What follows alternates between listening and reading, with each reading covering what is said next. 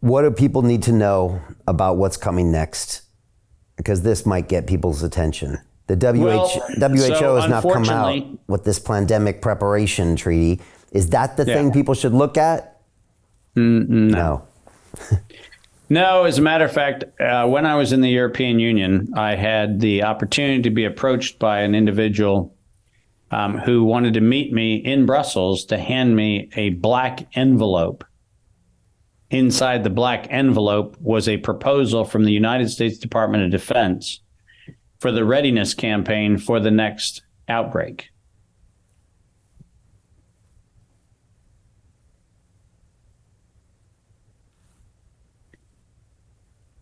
For the next outbreak. Can you explain that?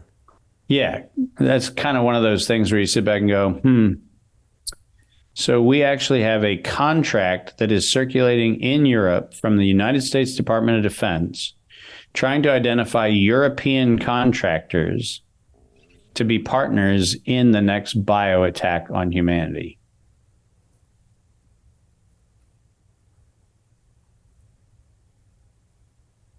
That's kind of an interesting problem. And the public should be, right now, asking for not only accountability for what's happened, but Brian, our batting average sucks. You know, we found out that the Department of Defense funded the thing that killed people with white powder coming out of envelopes in the fall of 2001. And we not only did nothing, we allowed that government by 2005 to suspend the Constitution of the United States in times of self-declared pandemics. Does that sound like a good idea? Does it sound like a good idea to say to despotic leaders, hey, guess what? Let's make a law that says whenever you want, you just get to say there's a thing. Oh, and by the way, you have all the labs that are making the thing, so that's convenient. But the cool thing is all you have to do is say that there's a thing.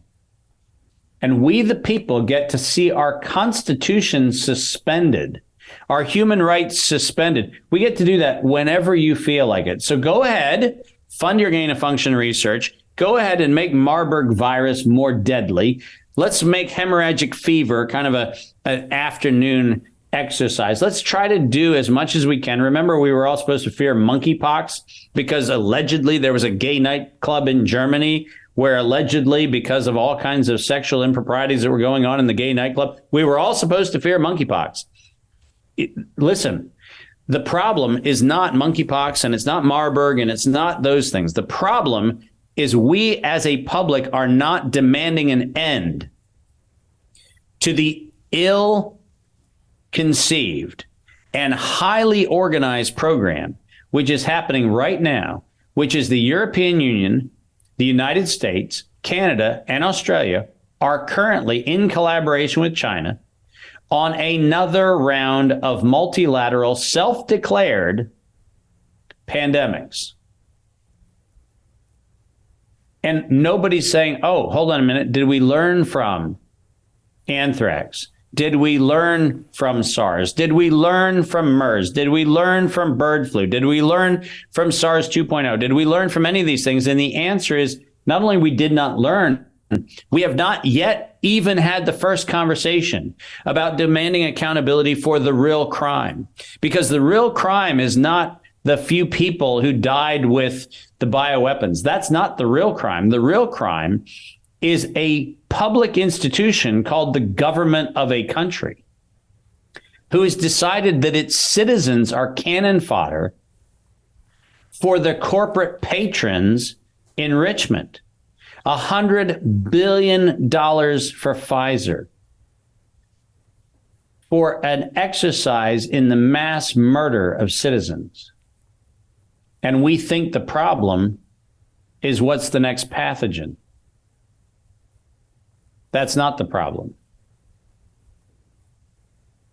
You know, when the Wall Street Journal published its nonsensical story about how pursuing their FOIA request and doing all their deep investigation, they found out that the Department of Defense was funding programs that I mentioned to you and to Mickey and to others 3 years ago. And Wall Street Journal suddenly has stumbled across the fact that they're still getting the story wrong. They're still missing. They're now up to $41 million, Brian. Isn't that exciting? When the number that I actually mentioned was 191 billion, 191 billion, not 41 million. But now, because it's the Wall Street Journal, everybody goes, oh my God, I thought it was $3.6 million with EcoHealth Alliance. No, you're still off, and not off by a little bit. You're off by orders of magnitude. And we, the people, are still falling for the story that we should be obsessed with whether Elon Musk is hosting an anti-vax conversation with Robert Kennedy on Twitter. Listen, the whole anti-vax thing is BS because this thing never was a vaccine. This was the administration of a weapon, and we're falling for this conversation of whether you're pro-vax or anti-vax. This is not a vaccine. This is, by the definition under 18 U.S. code, this is a biological weapon. And you know what I'm opposed to? Biological weapons. I'm not opposed to vaccine or not vaccine. I'm opposed to biological weapons. I'm opposed to the weaponization of nature. I'm opposed to those things. And we as a society are missing the learning point, because the learning point is this never was about pro or anti-vaccine. And Bobby Kennedy's conversations around that are still part of the problem. We should not be talking about the appropriateness or inappropriateness of vaccine safety. And by the way, there's a bunch to talk about that. And he's right to say it isn't a good thing and what we're doing isn't safe. I fully endorse his observations on the absence of safety. I think he's spot on there. But if you think that the COVID story was about vaccines, you are missing the plot. This is about a government that is actually killing its citizens for the private profit interests, which they've admitted to in their own words, in their own writing. And that's conversation which apparently is too esoteric for anybody except those vascularly occluded with bow ties to even figure out, right? So somewhere along the line, I need to loosen my tie and get a cool tie like yours so I can actually apparently muddle through the issues that are alleged the things I should be talking about. But my point is, if we in the US and the UK, just that alone, if we go back and say, hold on a second, the United States delivered a known pathogen to the United Kingdom in the 1960s. Somewhere in the UK and somewhere in the US, we the people ought to figure out a way to say, that's not okay on our watch. And there is accountability not for coronavirus. There's accountability for the weaponization of nature against the citizens of a country that we should care about. So Jim Rickards has just recorded a video that's not available to anyone in the public, and he's going to be talking about how this upcoming recession is going to be fast, it's going to be bloody, it's going to be nasty. But at the same time, he's going to show you how you can position yourself to profit from all of this chaos. Now, we've made this video only available to our viewers. Go to londonreal.tv/Jim. Watch that immediately. I can't say enough good things about Jim Rickards. He understands the global economic system better than any guest I've ever had on London Real. His predictions are almost uncannily true, and you can learn how to profit from his vision, from his expertise, and his understanding of economics. So go to londonreal.tv/Jim or click the link below. It's an excellent, excellent look on what's going to happen in the future and how you can position yourself to profit from that. Jim is one of the best in the business, one of my favorite guests on London Real, and he's very, very good at predicting the future and showing us all to profit from it. So click the link, and I hope you enjoy.